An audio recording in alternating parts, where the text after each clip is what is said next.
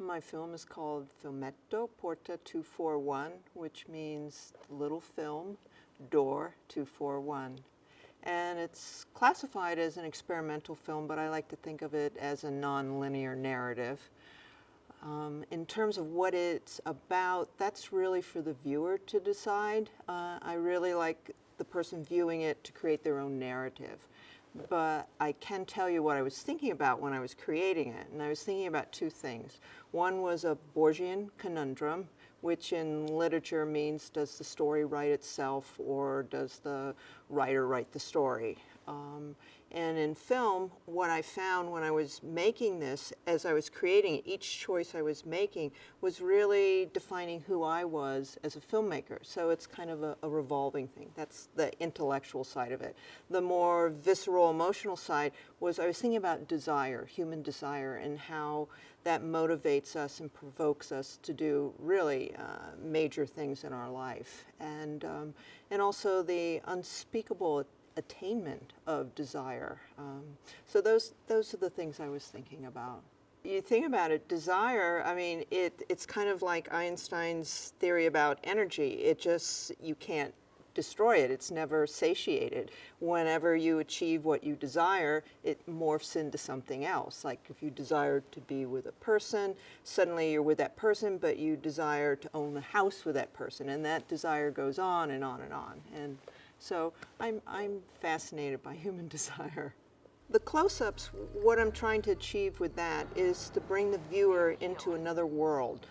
Not their world, not a world that they know or even comprehend. This is a completely otherworldly place I want to take them. And by making it so close-up, you're kind of brought into that world and you're held captive, because everything is so detailed and so oriented, and the viewer will interpret that as they will.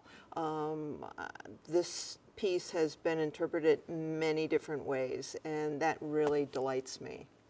The beauty about a non-narrative is that it's like being a jazz musician. It's you're improvising all the time, and I would also associate it with like an abstract painter, where each brushstroke informs the next. And in this film, that's exactly right. I would film something that entranced me, and then I would film something else, and then putting them together, you end up with a third narrative, and it just flows from there. So in one sense, it's kind of an educated improvisation. I typically work in experimental and narrative. After I do a narrative film, just to restore my sanity and my sense of self as a creative person, I always do an experimental film where I run the camera, I do the sound, I compose the music, I create the environments in which I film. So it kind of brings everything back into focus for me. If the piece requires music, sometimes the music will come first and inspire the images that get attached to it. But in this case, I truly did the images first, and then I did a sound design, and then I tried to be really frugal about adding music to it, because being a musician, I tend to put a lot of music in my work. So I was really trying to be judicious and back off and just let the actual images dictate how much music or sound design that would be acquired. And to me, the piece is all about intimacy. As I stated previously, it's about human desire and how much more intimate can that be. The truth of the matter is that this piece was filmed over our very long Minnesota winter.